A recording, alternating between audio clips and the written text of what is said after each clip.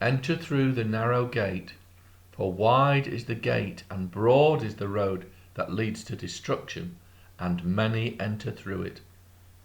But small is the gate and narrow the road that leads to life, and only a few find it. Matthew 7:13-14.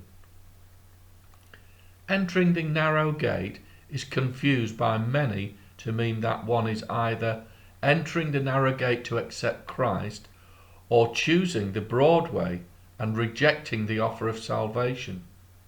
Not so. Jesus was speaking to his own and making a distinction between those who would be disciples and those who would simply be followers. Many find this unpalatable, but truth often is, and there can be no apology. There are eternal rewards for discipleship which will be awarded by the coming King.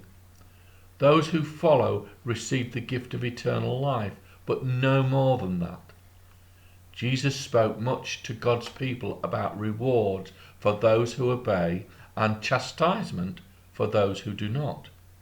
The Apostle Paul spoke of achieving a better resurrection, this being obtainable by obedient action done in faith. James talked about faith in action through obedience or works that are made manifest out of faith, which surpasses mere belief. Put in a simplistic way, it is like standing at the bus stop, having faith that the bus will come, as opposed to staying at home and merely believing that there is a bus service operating. Abraham lived his life in a way that showed faith in the things that he would never see in his lifetime on earth. We can be overwhelmed by the example of those recorded in the Bible, or by stories of saints in modern times, or indeed by those whom we know. God is not a God of the crowd.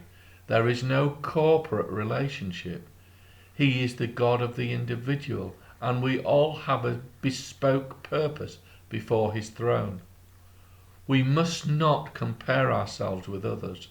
It only leads to frustration and disappointment. The simplest of actions can be out of obedience and faith which is pleasing to God.